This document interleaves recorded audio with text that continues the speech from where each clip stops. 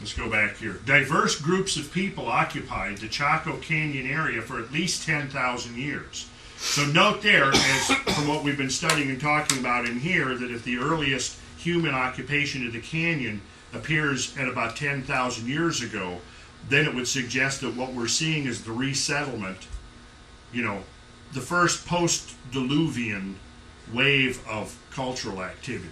What do I mean post-Diluvian? After the flood. The earliest were archaic hunters and gatherers who made use of the area's wild plants and animals. They lived in temporary camps and moved seasonally to sources of food.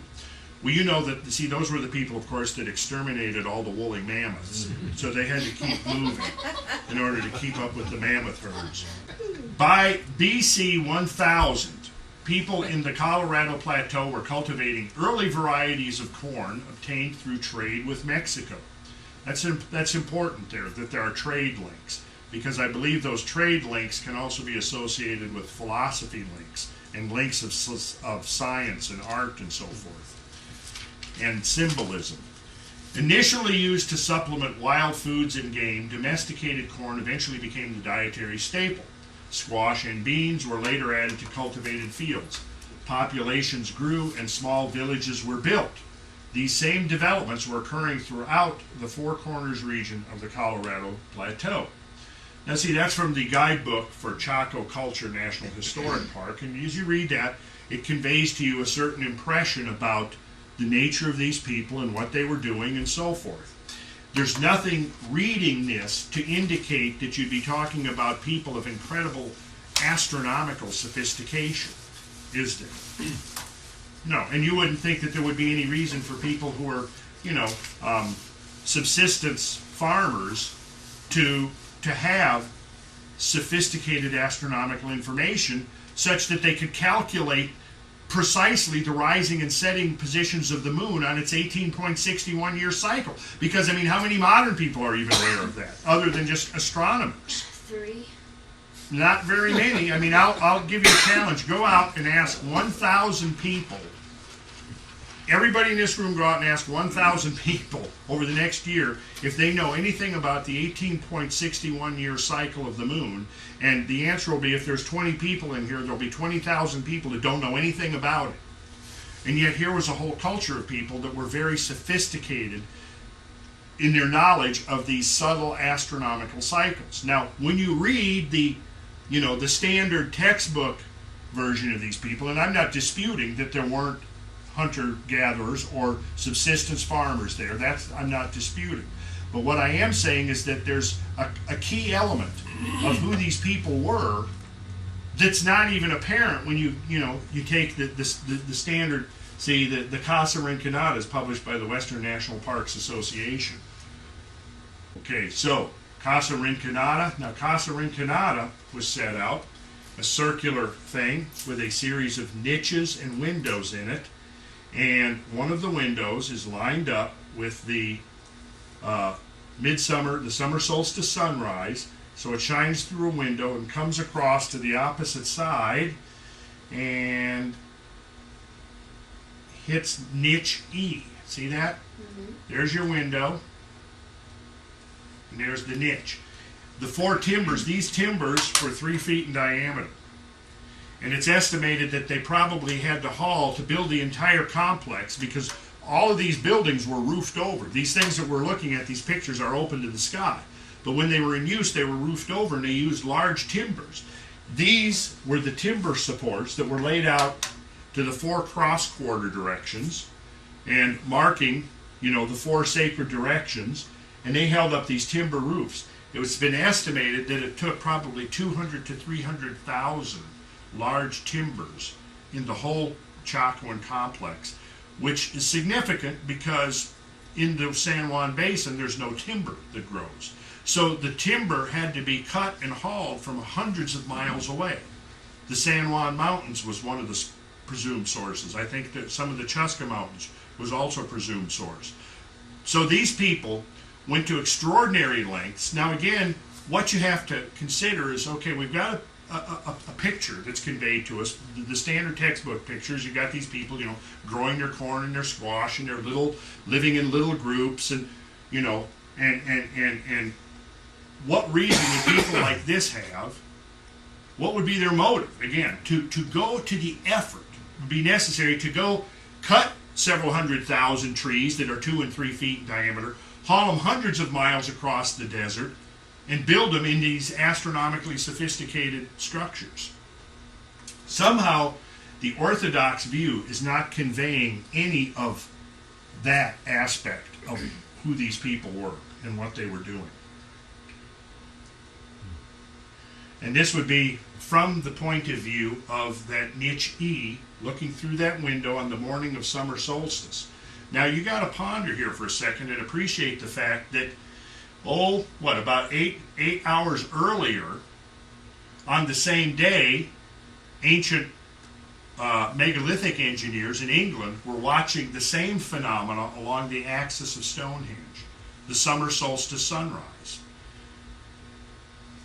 So, if the question is raised, why were the megalithic builders of ancient Europe so keenly interested in astronomy that they would build sophisticated instruments for the measurement of very precise and subtle astronomical motions involving the sun, the moon, and star groups or certain stars, and yet here, a third of the way around the world, you've got a presumably completely isolated cultural group who's doing the same damn thing on the same morning.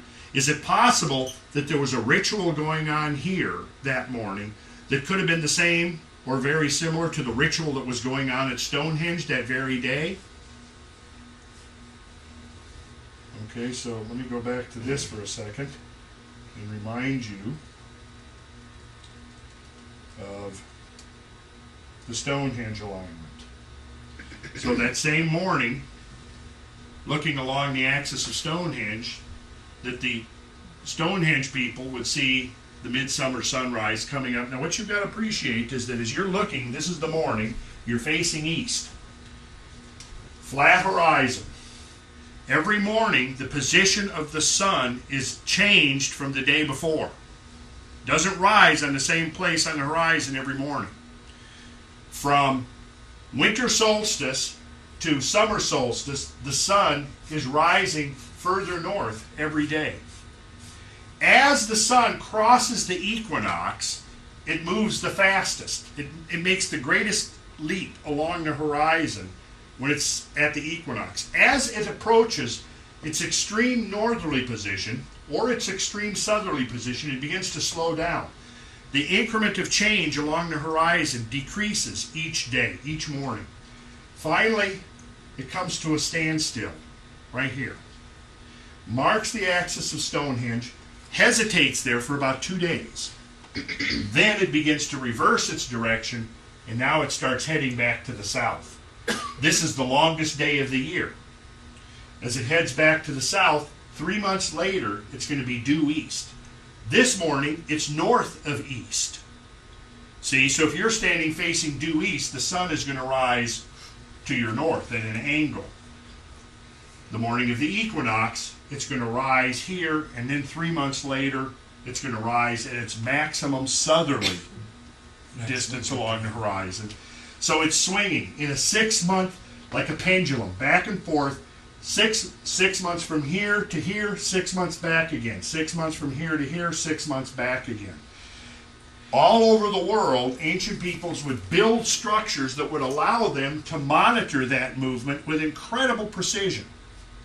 But then not only that, they were also able to monitor the motion of the rising and setting positions of the moon along the horizon as it swings in its own cycle. So you've got two objects there, the sun swinging back and forth, and then you've got the moon swinging back and forth. They also knew that when those two cycles coincided, that was when eclipses occurred. And eclipses were very important to ancient people all over the world. Why were eclipses important? Stonehenge, of course, Gerald Hawkins first proposed, the astronomer, that Stonehenge was a very accurate eclipse predictor. And then that was verified by the work of Fred Hoyle, that it could be used as a very accurate predictor of eclipses. Of course, you can use the same principle by putting sticks in the ground. You don't have to In fact, what Stonehenge did is it has 56 holes. They're called the Aubrey holes. You can't see here, but if you look at a sky view or an overview of Stonehenge, a lot of those holes have been filled with chalk, so you can actually see them. But in the day that the Stonehenge was being actively used as an instrument, those holes were open. What was speculated by Hawkins and Fred Hoyle was that a post placed in those holes could be moved around, almost like you're on a cribbage board. Could be moved from slot to slot, and that could be used to mark the movements of the sun and the moon, and to predict eclipses way ahead of time. Now, I think that there's probably a reason that eclipses were important in the operation of this whole technology, and we shall come back to that. Now, notice here, it's the winter solstice sunrise at Fort Ancient. So here, what we're seeing is the other extreme marked in this earthwork, this circular earthwork complex. So if you stand at the center of this particular circular earthwork up in Ohio, and you look through this notch, this deliberately formed notch in this earth berm over here, what you see is the sun has been coming this way towards the south each morning. Then on your winter solstice, it pauses right here, rises there, and then will begin its northern journey again up to that maximum position, which is up there, which is marked by Stonehenge. So if you begin to look at the variety of these structures all over the world, what you see is that one structure may commemorate one particular astronomical event or moment. Another structure will commemorate its complementary astronomical event. Summer solstice sunset, axis of the serpent mound's head and egg, is precisely laid out on the summer solstice sunset. So that evening after the summer solstice sunrise in Stonehenge, that evening when the sun is setting, you have an example of a structure whose alignment is laid out to that astronomical line. And right here in our own little Etowah, in our own backyard, we have a summer solstice sunrise alignment. And I'm going to speculate that there was probably a ritual being conducted on top of these mounds on the morning of summer solstice 1,000 years ago. Winter solstice sunrise alignment at Newgrange. So here now, this is the same sunrise alignment that we saw at Fort Ancient in Ohio. Now I'm going to ask you, are these people independently coming up with this? Okay, nobody thinks that they're coming up independent. So what are they doing? What is going on here? What is where are these people getting this information? Where are they getting the motivation to do this? From other planets. From other planet. The ETs. No, it's because. Well, I would accept that as a working hypothesis. Now, how do we prove or disprove it? That becomes the question. As scientists and as researchers, you know, one of the key principles of science, whenever you put forward a hypothesis, a good scientist is the first thing a scientist does when he conjures up a new hypothesis is he does everything he can to destroy that hypothesis, to find out what's wrong with it, to tear it apart and see why it doesn't work. And then when the dust settles, if it still makes sense, it's probably worth putting out there to the world at large. Well, if we're in Kali Yoga and we're stupid right now, which we are, as evidence of what we're doing, there were other times when we were not in Kali Yoga and we were intelligent and hooked into ancient wisdom, each individual, and you lived from the land, which was also connected to the stars. We now are disconnected from everything. Some other points. Consciousness is not just limited to the Earth plane. Consciousness Also, is... it would be what people, to me, when people settle down, what you would be hanging out and observing, you would see certain things with the sun and moon rising and setting and the shadows that it cast on different mountain points. And then it would be intriguing because it is a giant clock if you were going to be devil's advocate, you could say, well, for whatever reason, people in the ancient world, because they didn't have computers and television and electric lights, when the sun went down, they got to see everything and became interested in it. And and that would actually be, I think, sort of the typical academic view of it. I don't think that most academics would consider that there was any kind of cross-cultural contact, for example, across the Atlantic Ocean. But because this would be what the common man would observe in his time and space, everywhere on the face of the mud ball there's a naturally growing psychoactive compound in the vegetation that when he eats it, what he's been looking at now opens his mind and he starts entering into the realm or see the matrices of the physical universe. Now he's really becoming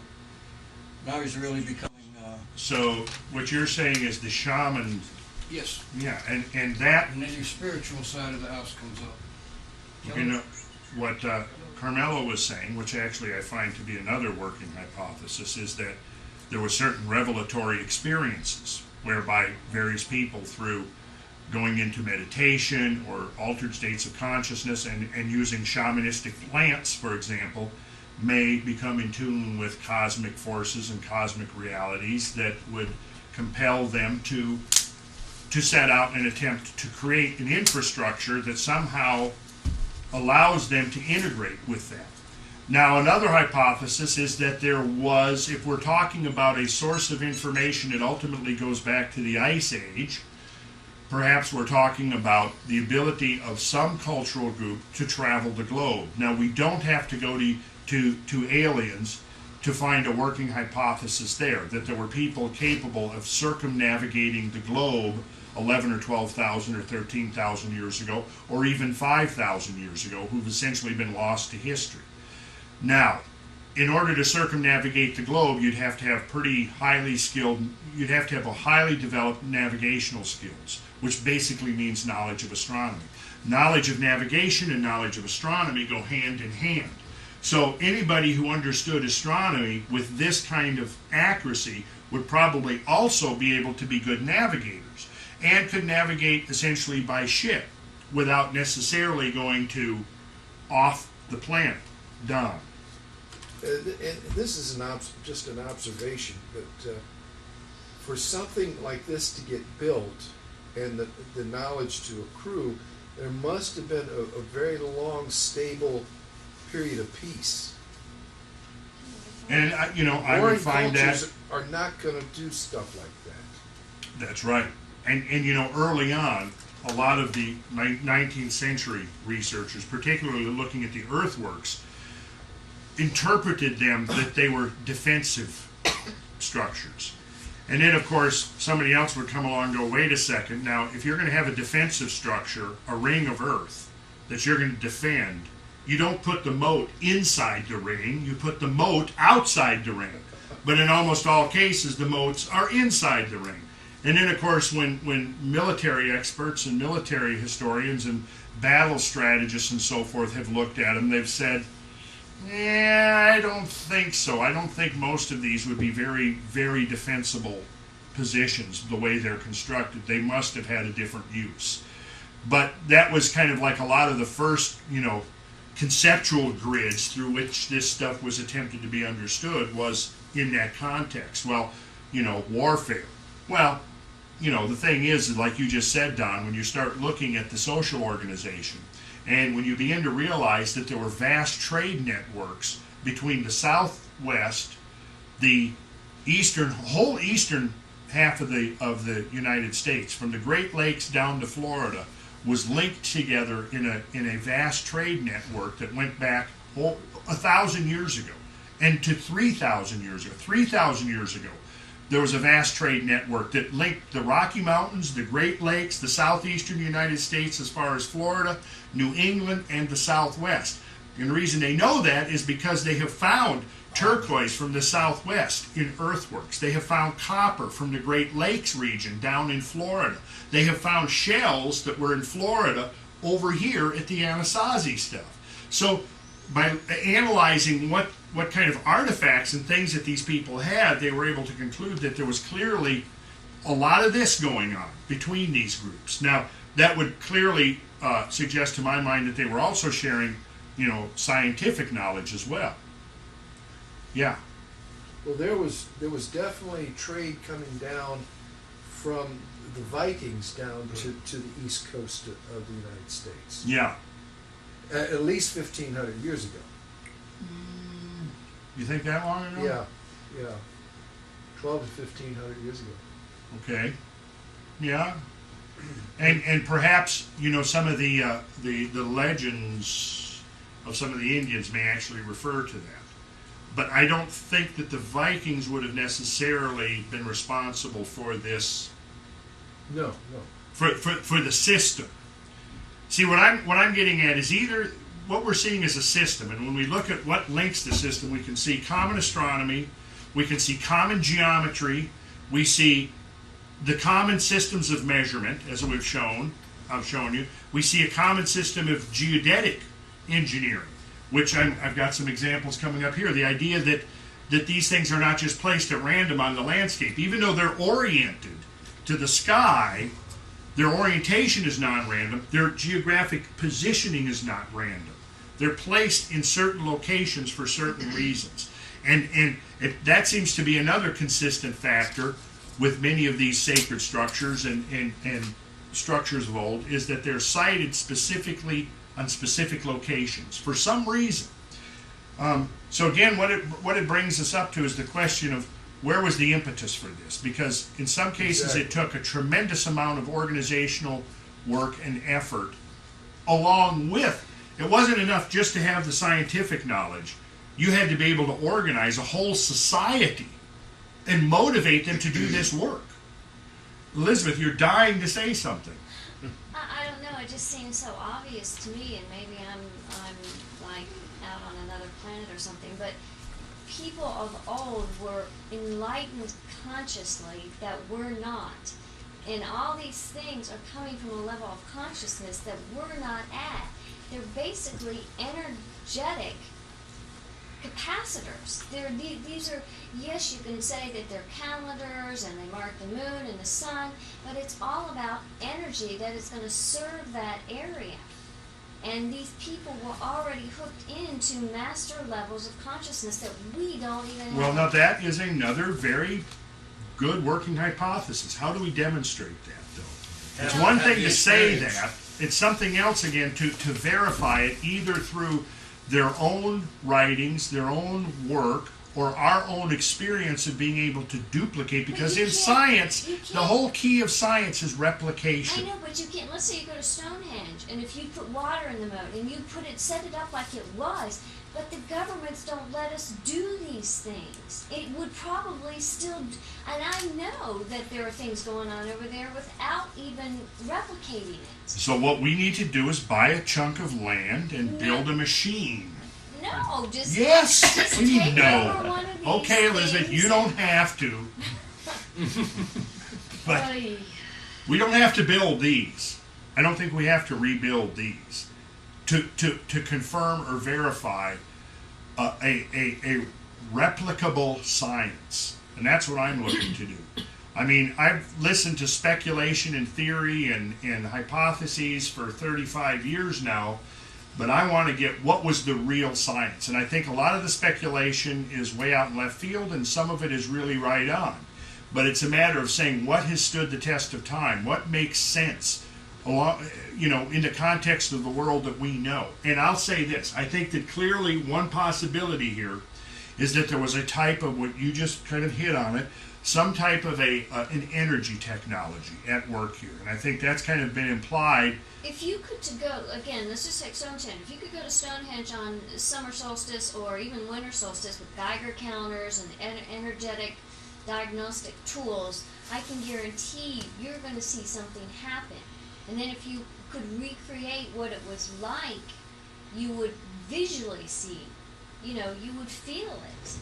You see what I'm saying? Mm-hmm. But we don't even have the technology anymore to build this stuff. Well, let's go on. Maybe we do, and we just don't know it. If just for a moment, I would hold no knowledge of the universe that made this physical universe, including the body that I find myself in. I'd have no knowledge of it unless it wanted me to have knowledge of it, echoed memories of it. The moment is a snapshot of truth, and all of my memories are but an echo of a past moment. So everything I'm dealing with has something to do with what is present here and now in the moment. Through time, the associations that are naturally made by the mind, and it also reveals to me things hidden in nature, and the culmination of everybody's input and watching has made this technical society today. But all of the knowledge that has been acquired has been a revelation of one of the workings of the physical universe as it is, and it being passed on because it was intriguing, because it revealed something about the anomaly, the phenomena that was existing, why the firefly can light up, why the sun goes this far and goes this far, why the stars, the moving stars, have these radical Are you saying that we patterns. can basically recover, because we're the same instrument, the same sensory instrument and so forth, that we can recover everything, their experience, and I believe that all memory is locked into the universe somewhere, somehow, because we blip into future times, past times, other people's lives. so I might then interpret that as that we do all carry some kind of a genetic imprint of this knowledge, and that it is recoverable. And through the study of it, perhaps we activate our own inner counterparts of consciousness, of remembering, yes. But let's go on here. Okay, what we already know. A 7-year study of prehistoric Pueblo sites of the Chaco culture has revealed that these people possessed a sophisticated astronomy. Evidence of this prehistoric astronomy consists of multiple light markings on petroglyphs and of several alignments of major structures. From AD 900 to 1150, Chaco Canyon was the center of a complex prehistoric Pueblo society that thrived in the arid environment of northwestern New Mexico. Now notice the timing. The timing fits us right into that medieval warm period that we've been talking about in the climate context. It also puts it the end of that period is what we're now seeing in Europe, the rising of the whole Gothic phenomena, the troubadours, the Templars, the Cathars, the introduction of medieval alchemy, or the introduction of Middle Eastern alchemy from Arabic sources. All of that is going on at the end of this period. So there's an overlap here, so that you've got these people in North America doing this thing, which I ultimately believe is an alchemical activity, an alchemical enterprise. And then in Europe, we've got the Gothic phenomena. The flowering of the Gothic begins like remember the Templars made that journey to Jerusalem and excavated the ruins of King Solomon's temple in the year 1118. At the same time, we see the great complexes going up in Cambodia and Thailand and Vietnam. The great Angkor Wat, Angkor Thom, they are being built at the same time. We also find the last great wave of activity in the Mayan world down in the Yucatan, the building of Chichen Itza, the building of Tulum, the building of most of the other major ceremonial complexes. The last great wave of activity down there coincided with this. The Chacoan people planned and constructed large multi-story structures, ceremonial centers, and extensive roads throughout the 70,000 square kilometer San Juan Basin. These achievements indicate sophisticated engineering and surveying skills. So in the column about the Chacoan people now, you can say sophisticated astronomy, sophisticated engineering, sophisticated surveying skills. How do we jive that with the conventional view of subsistence farmers growing squash and corn and beans? The Chaco and Anasazi were not confined to the sacred space delineated by the canyon's variegated walls. Throughout northwestern New Mexico, people subscribing to the cultural norms radiating from the canyon-built towns tilled fields and set up shop. Scaling the Chaco cliffs by means of carved staircases, Anasazi messengers could travel along the nearly 400 miles of roadway, and that's only what they've discovered so far, that linked the canyon settlements with the outlying ones. Averaging 30 feet wide and often edged with low walls, these roads ran in remarkably straight lines, radiating outward from Chaco Canyon in all directions. Chaco and communities were linked by more than roads. Now, get this picture. Bonfires may have flared from ingeniously situated towers and shrines. While religious ceremonies were being held, these fires may have been especially important. Whatever the reasons for the elaborate buildings, the intricate webbing of roads, note the term use, webbing of roads, and the signal shrines, they could only have been constructed by a highly organized and integrated society. Of all the mysteries the Anasazi left behind, one question looms larger than all the rest. We have ample evidence of the craftsmanship of the ancient Chacoans, but what of their philosophy? Were they simply pragmatic builders and businessmen who took these professions beyond all previous frontiers in the Southwest? Or did these people possess a science, a coherent means of linking themselves with the cosmos? One thing that we do know about the Anasazi is that what went on in the sky was of extreme importance to them, and they watched the heavens closely. I smell a comet. A comet, and I sort of do too. And here we see the ruins of Chetroketl as they appear today, which was the other big complex along with Pueblo Bonito. Okay, so here's the ground plan of Chetroketl. And here's an artist's recreation of what it would have looked like. Now, it's possible that these smaller structures over here were habitats that people lived in, whereas this was not a residence. It was some type of a ceremonial, whatever that means, some type of a ceremonial structure. And is this one more focused on the sun? I have not studied the astronomy on this. I don't know if there's a lot known about that. A lot of the rooms didn't really have entrances to them, which is one of the weird things that made them think, well, people probably weren't living here if they didn't have entrances into these rooms. So here we have, it's a really pretty nice place to go visit. There's definitely a quality to the place that leaves an afterglow. One of the more remarkable discoveries in the 1970s about the Chacoan culture concerned the Chacoan roadway system. Archaeologists have discovered nothing like it anywhere else in prehistoric North America. Is that a true statement? Well, I'll disprove it momentarily. This network of broad, straight, well-engineered roads is more than just an archaeological curiosity. The extent of the roads across vast segments of the San Juan Basin has vividly demonstrated that Chacoan culture was not confined to Chaco Canyon itself, but was spread over a large portion of what is now northwestern New Mexico. The effort and coordination that went into the building of these roads raises even more questions about the social organization of the society that built them. And at least some of the mainstream guys are honest enough to say, yeah, somehow this doesn't quite fit some of the prevailing paradigms. And it does raise questions. Perhaps the most fundamental mystery about the roads is their width. They are far wider than necessary for ordinary foot traffic. The Chacoan people, like their contemporaries in Mesoamerica, had no carts or other wheeled vehicles. I think this is an assumption, but so far no hard evidence has been found that they did. So, a network of broad engineered roadways is an enigma. Many of the roads are 30 feet or more across. Most of the archaeologists investigating these roads during the past decade consistently report road widths of 8 to 12 meters, which is 26 to 40 feet.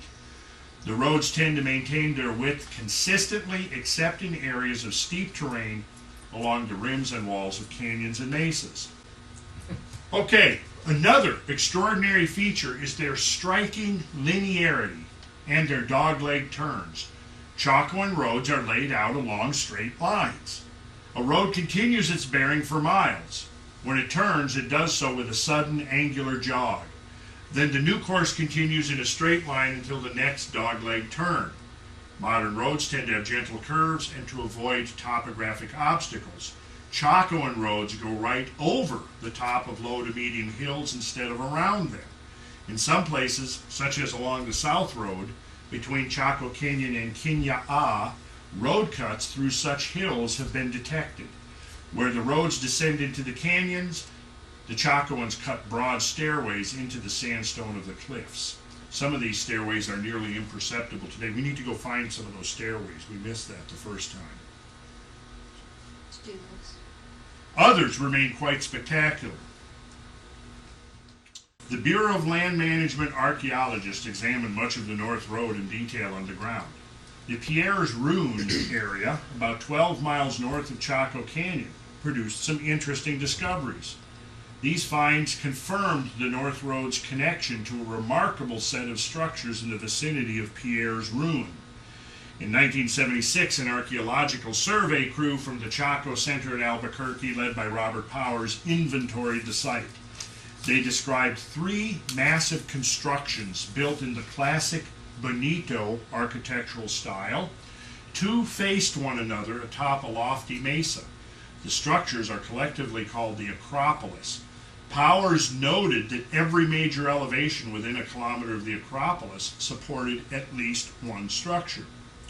Few sites were at the base of these Badland pinnacles, but one of them was very special. It was the third and most massive of the Bonito-style constructions. BLM archaeologist John Stein calls it a unique architectural feature of the eastern Anasazi world. This structure apparently incorporated a lofty Badlands pinnacle as a sort of tower. At the top of this natural tower, the Chacoans had built a masonry platform or a housed kiva. This masonry structure is now entirely collapsed into rubble, but remaining atop the spire is a hearth. Many large fires have been built on it. Visibility from it in all directions is excellent. And so it happened that this spire and its hearth aligned with the center line of the North Road. The BLM archaeologists have named the Badland Cone and its apparent signal tower El Faro, the lighthouse.